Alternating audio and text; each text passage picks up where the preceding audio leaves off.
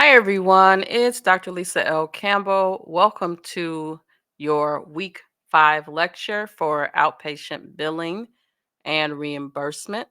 This week, we have 3 chapters, so we have 3 lectures. So, we're going to begin with chapter 9, which is on CMS reimbursement methodologies.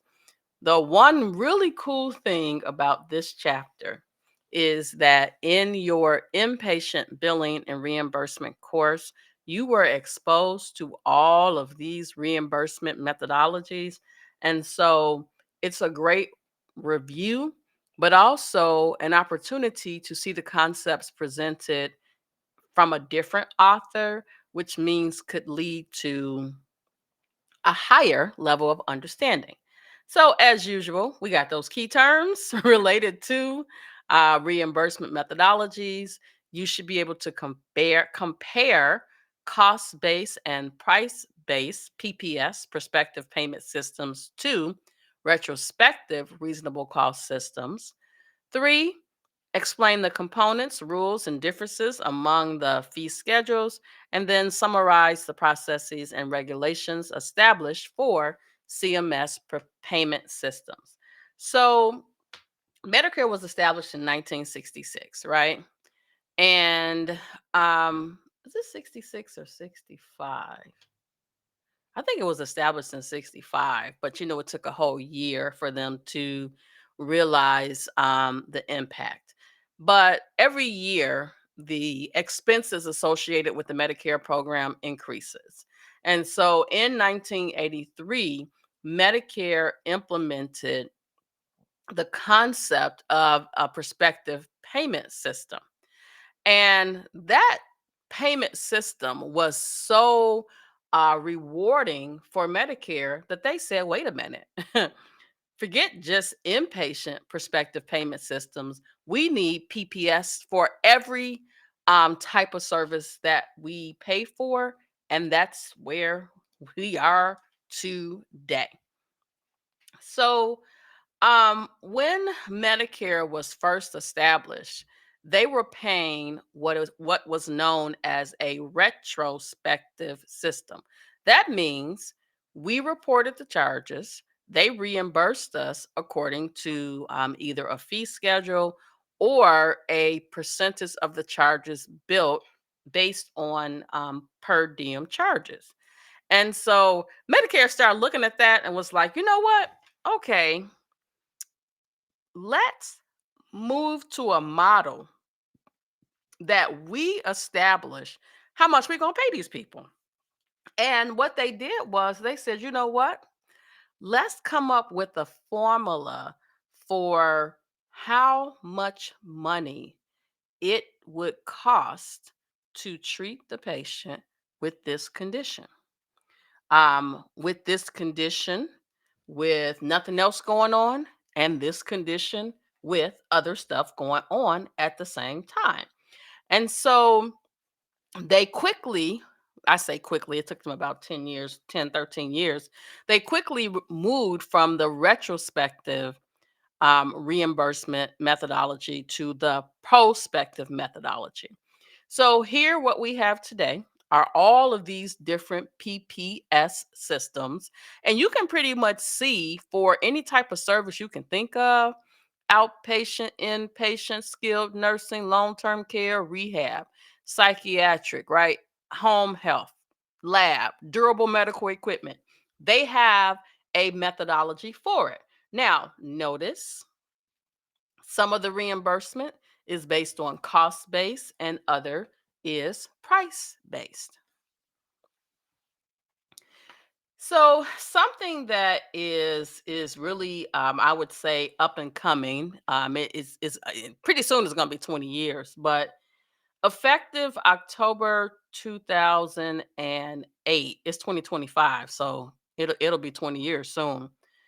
Medicare implemented this legislation and a number of value based purchasing programs in an effort to connect Medicare payments um, to a value based system to promote better clinical outcomes, basically improving healthcare quality.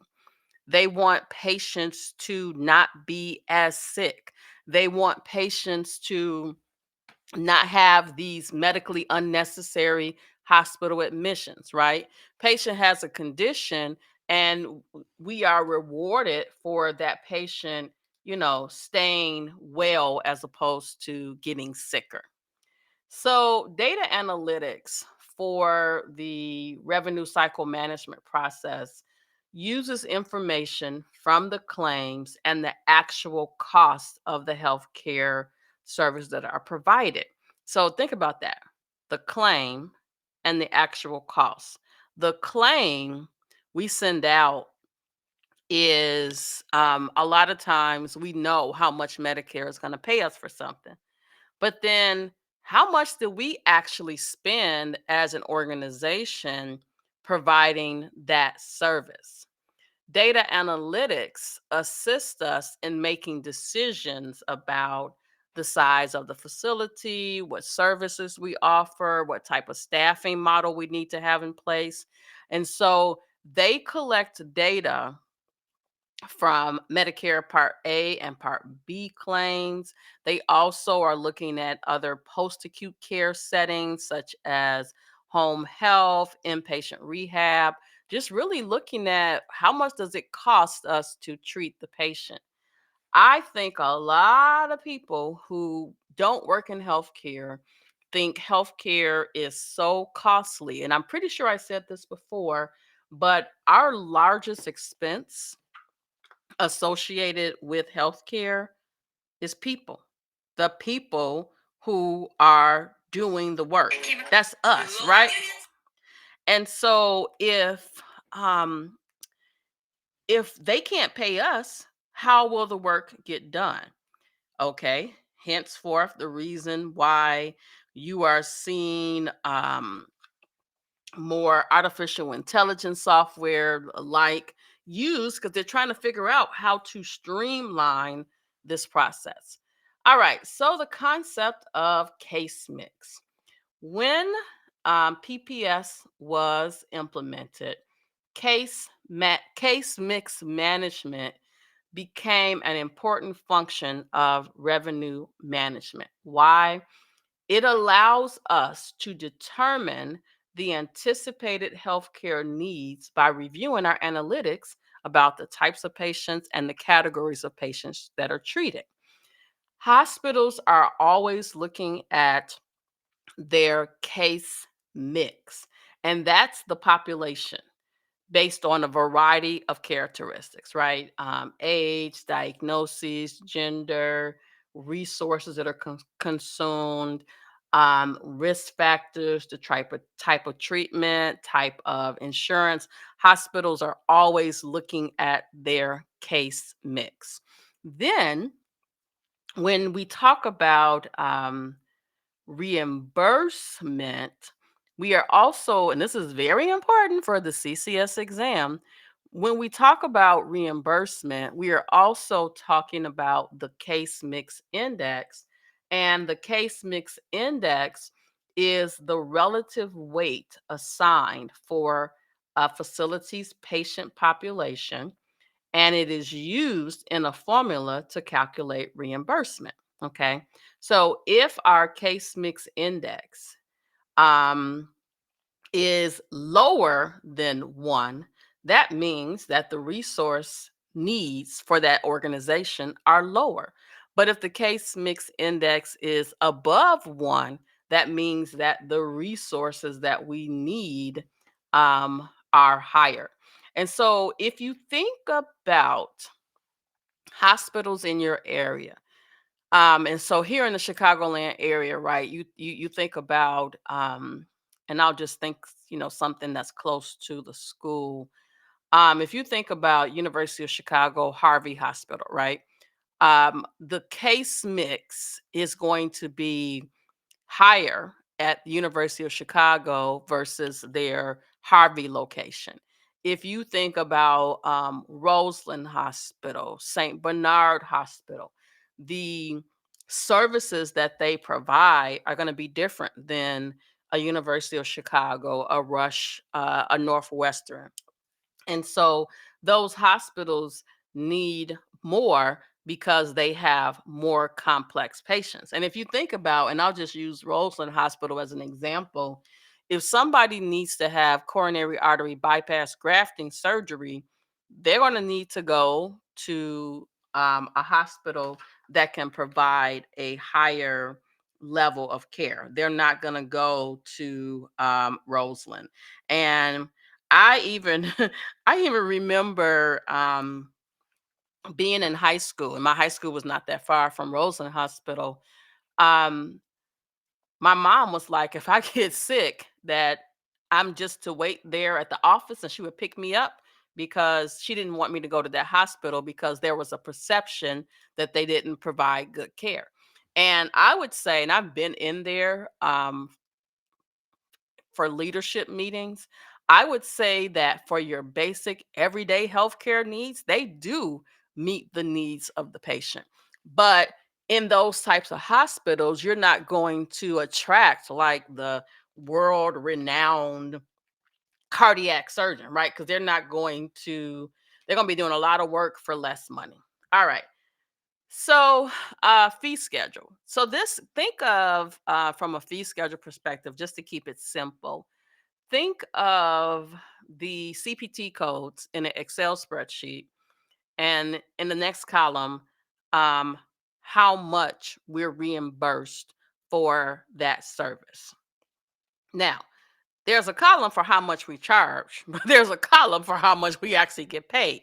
Why? When we participate with these different programs, we agree to accept the payment that they give us as payment in full. We write off the rest of the money. So, Medicare in particular publishes a fee schedule for each and every CPT code, and they pretty much tell us. Um, what they are going to pay us for that service. Now, you guys remember, um, let me think, what did we talk about? Remember, we talked about the resource based relative um, value scale, RBRVS, and we talked about how the reimbursement is is based on three things, right? The relative value units, the work involved, the malpractice, the practice expense, right? And but then there's also the geographical location in which the service is being provided. But Medicare, they know up front, prospective. So let's go on another field trip and let's take a look at the Medicare fee schedule website. And these websites are in your textbook, and they really speak to um they really speak to um resources that you need to be familiar with. All right, so I'm going to click on the physician fee schedule lookup tool, and they got some stuff on here on how you use it, but I'm just going to go use it. And anytime you look up a CPT code, there's always this disclaimer you have to select. And going to I want to look up, you know what, let me just look up all at this point because I want to show you something. So I'm going to look up uh, coronary by coronary artery bypass graft, only because that happens to be something that you looked at last week in your CPT class, right? So what you're seeing here is the reimbursement by Medicare administrative contractor locality, how much they would get paid for this service. And I'm not going to get deep into this, but you see non-facility price, facility price. And remember, I said that the reimbursement is based on the three. RVUs, but also what is known as a geographic practice cost indice, and that's the gypsy over here. So that takes into consideration where the service is being provided. Illinois versus New York, New York versus Florida, right? The cost of living is higher in California, so they're going to reimburse more.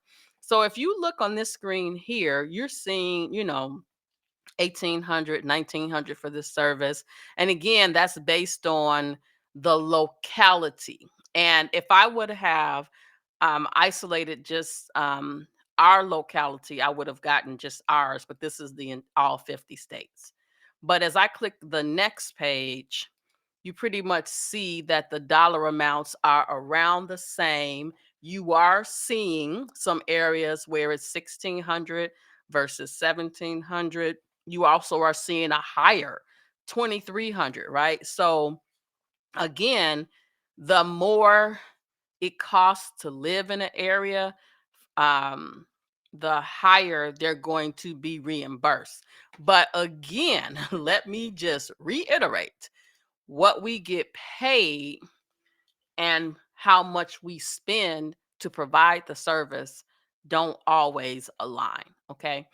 All right. So there are fee schedules for all of those different prospective payment systems that we are have been discussing. And so here you actually see just a little snippet of a fee schedule. You see the HCPCS codes and um, how much they are reimbursing for that service. Okay. And it doesn't matter, doesn't matter how much we charge Medicare, what they allow for that service, that's it and that's all. This is durable medical equipment, prosthetics, orthotics, those services. And this is all in your textbook, right? And then when we talk about RBRVS,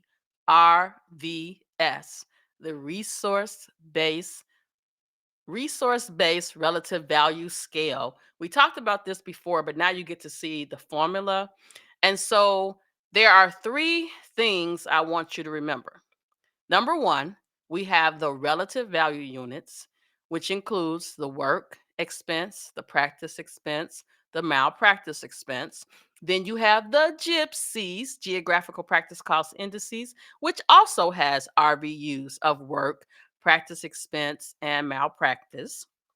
And then you have the national conversion factor. So basically, what happens is they take the RVU work and multiply it by the RVU gypsy.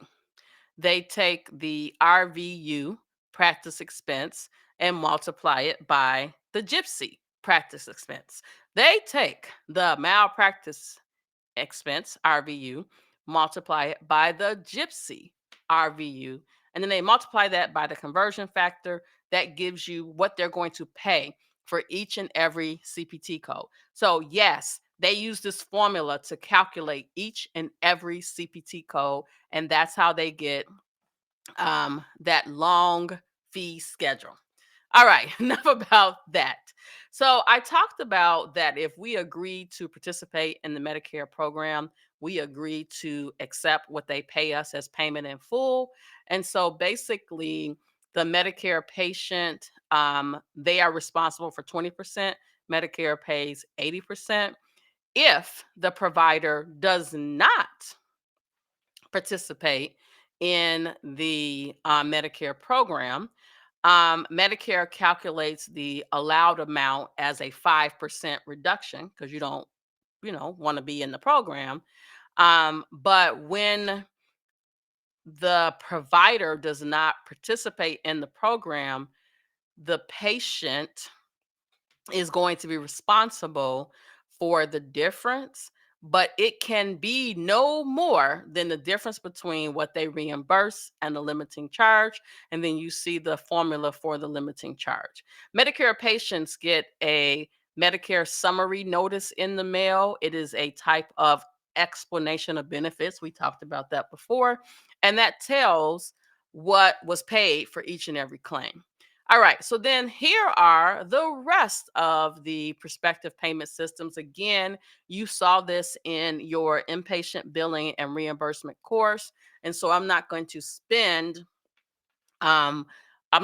time talking about these, right? So you have the ambulatory surgery center payment system, which uses the hospital outpatient prospective payment system relative weights as a guide. Then you see the ambulatory surgery center payment system with numbers attached to it, and in this case, HICPICS codes.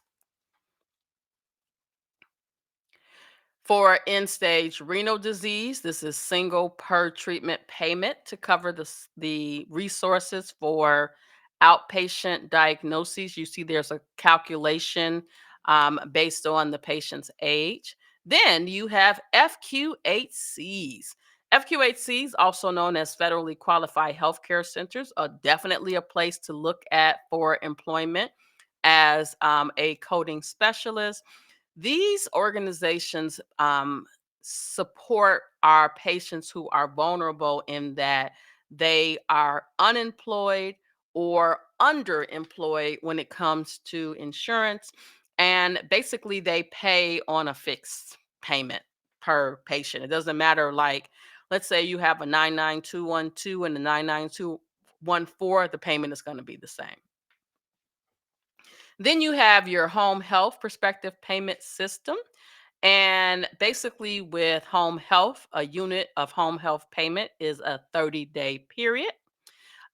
They use a data collection tool called Oasis.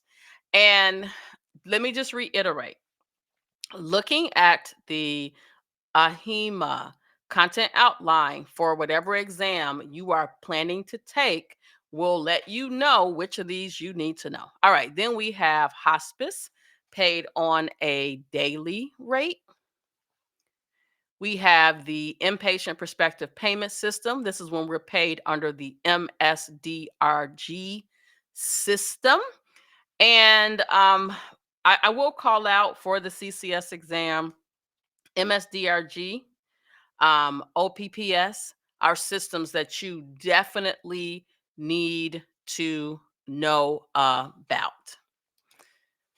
And I think you will find that based on what you learned in the inpatient billing and reimbursement course and what's in this chapter, along with some other chapters that we have to follow, you're going to be very clear on how this works. Key terms for IPPS: must know for the CCS exam, must know. Let me just be very intentional about the must know. When you see the name major diagnostic categories, you need to know what it means, you need to understand it, and be able to apply it. That's when you know it for the CCS exam. Here is a sample hospital IPPS decision DRG tree. That's basically how we arrive at the DRG number. You will learn more about that in your coding course, intermediate in particular. All right, so outpatient prospective payment system. This is for outpatient hospital services. And basically, these are, I would say, the opposite of DRG. And let me just give two examples. With DRGs, you can only have one per hospital admission, it's for inpatient. APCs, you can have unlimited APCs, and it's for hospital outpatient services. Now, just because you got 100 APCs doesn't mean you're going to get paid for all of them, because they use what is known as a discounting methodology to discount the reimbursement for the services. Okay. All right. Next up. Here is a screen capture from the book that shows you a mathematical formula for OPPS. Now, do you need to know how these are calculated for the exams? I can't answer that question, because on the content outline for the AHIMA exams, and I'll just use CCS for example, it tells you you need to know about the MSDRG. You need to know about APCs. They don't tell you to what extent. So my perspective is better to know more than know less. All right, then we have the inpatient psychiatric PPS system. And here these services are reimbursed on a per diem patient classification system, and it looks at the differences in patient resource and costs. It uses the codes that are entered into the DRG system along with some other data to calculate the reimbursement rate. Of note, in this particular area, they are using the DSM manual to classify patient disorders. Of course, we have to use the diagnosis codes, but you'll find that um, psychiatrists are using this for to classify the patients. All right, here is a sample of an inpatient psychiatric facility reimbursement worksheet. This is very small on this screen here, but you can see it big in the textbook. All right. Then we have inpatient rehab. This type of setting uses what is known as the PDPM, and this is a patient driven payment model. And it was established as a case mix reimbursement system that connects payments to patients' conditions and needs instead of the volume of services provided. So think about patients who are in rehab facilities, traumatic injury, traumatic brain injury, gunshot victims. People have to learn how to do basic things all over again. All right, LTAC, long-term acute care hospital. So this is like after the 30 days that you're in the inpatient setting, so maybe more than 25 days. But the major elements of this reimbursement methodology are those four items that you see there: classification, weights, rates, and adjustments. I will say this: if I had to speculate which reimbursement methodologies you needed to know for your respective exams. Coding for the CCSP, you definitely need to know RBRVS, Resource Based Relative Value Scale. You are doing the CCS exam, you need to know you need to know MSDRG, you need to know OPPS, as I mentioned earlier. All right, skilled nursing facility. And here, this is a Medicare Part A service that generates per diem patients for payments for each admission. Also, with each of these, notice the different software that they're using, J Haven, all these different products that they're using. Here's an example of a J Raven report. I said Haven, Raven report for a patient. And whew, reimbursement methodologies, cost based, price based. You saw all of those systems that you saw before. I encourage you to, as you think about which exam you're going to be taking, look at that information with an eagle eye, but then also just know you got to get through the rest of your program. And so you definitely want to make sure that you embrace the information. All right, so we have two more parts for the week 5 lecture. See you shortly.